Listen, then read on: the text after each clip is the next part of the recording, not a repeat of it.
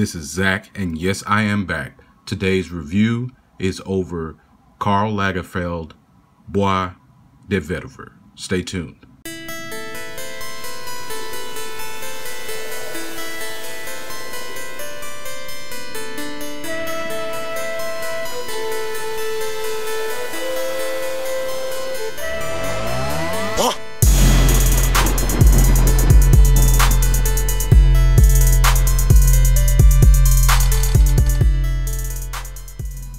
Welcome back, Bois De Vetiver. Okay, now I don't know if any of you guys have heard of this fragrance. It's from the house of Karl Lagerfeld, I'm sorry, and it smells amazing. I mean, like really amazing.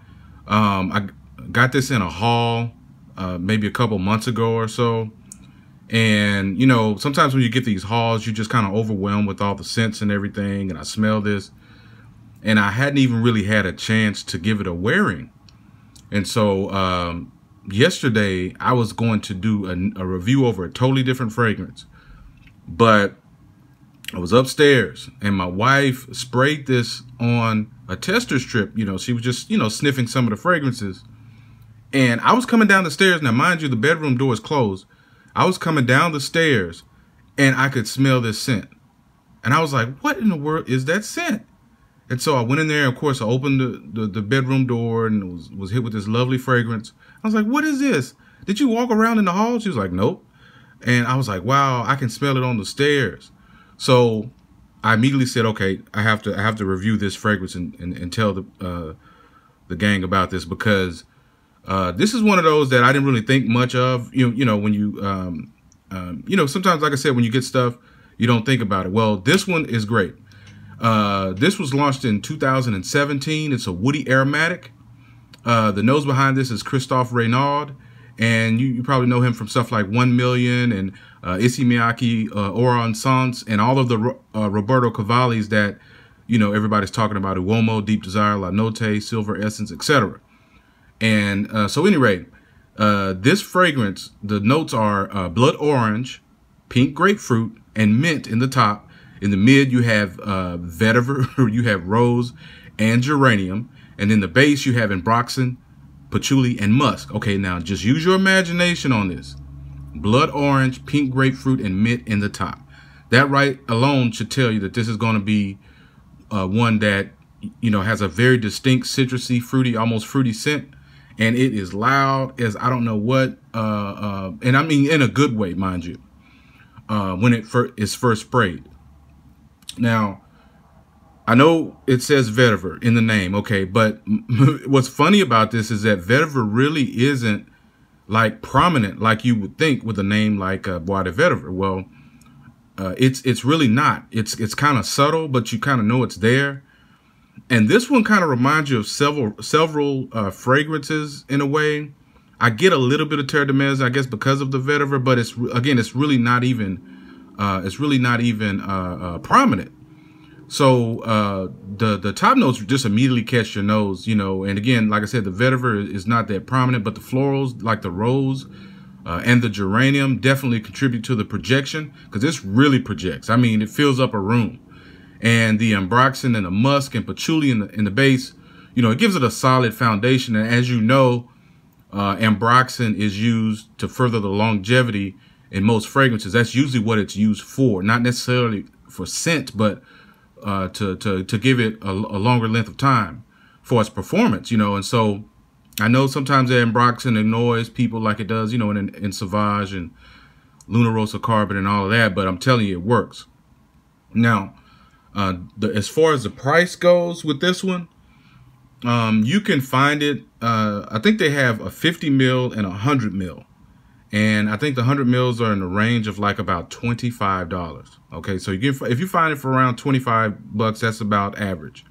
But as far as seasons, I think this can go year round. I mean, it's because it projects so much. But I think it definitely is going to shine in the warmer months. I have no doubt about that. But you can even wear it right now, believe it or not, because it just has such a good projecting scent, like I said, with that mint, and you know, you have vetiver in here, It's, you know, it's kind of woody, just slightly woody, but it's so unique. Like, I don't really have anything other than Terre de Mes, I guess, that it kind of gives me a hint to or a nod to, but it's in the cheapy range. I like people like these cheapies, and this is one that you don't hear talked about a lot. You know, you really don't. But I challenge anyone to get this and you know, go negative on it. If you have this scent or this fragrance or really anything from this line, I don't have the rest of them, but I have them coming after, you know, smelling this. We had to get the rest of them. But if you have this scent already, please comment in the comments, so you know anyone watching this will know that I'm not lying. Okay, but I really like this, man. Like, I sprayed it immediately after smelling it again, and I mean, it was lasting, you know, it was later at night, but man, it was just following me around. I mean, it just smells so good, and it's a crowd pleasing scent, you know. I guess with that Ambroxan in there and some of the brightness up top, it's really like a really bright, airy Terre de Mes in a way, you know, like I said, because of that that vetiver in there. But again, I pick up vetiver because it's one of my, you know, favorite notes. So the average person won't pick it up, trust me. But I pick it up, and so it's really, I think, an underrated fragrance. I don't hear anyone talking about it. Supposedly, it's similar to Declaration, Cartier Declaration. I don't have that one, Cartier's Declaration. I don't have that one, but I can tell you that if it smells anything like this, then it smells good. So, Bois De Vetiver from Lagerfeld. Try it out if you can. Again, if you already own it, then you know what I'm talking about. And I do want to say what you get out of this can range. I mean, some people, you know, may not even like it. I like it, you know, I really do like it. But, you know, sometimes when I read the comments on Fragrantica, man, it's like comedy. It just really is comedy. You know, one person will say, oh, it's, you know, give it all kinds of praise. And then like the next person will say, oh, I get only 5 minutes out of it. You know, it's you know, nauseating or something. I mean, so I don't really pay too much attention to what people say on Fragrantica, because they're all over the place. They really are. But I'm just telling you my take on it. I mean, you know, I'm usually right on these things, so trust me on it. But I think it's a crowd-pleasing fragrance. It's really bright, but I do think it can go year-round. I don't think it's just one you're stuck in the summertime. I think it has enough oomph to get it through, but it projects so well, man. Like, I think it doesn't matter what season it is. I think you can do that all year round. And as far as occasions, again, you know, I think you could probably use this in all occasions. Again, it smells good. So for me, I don't care about all that stuff. I just, you know, wear what I want when I want.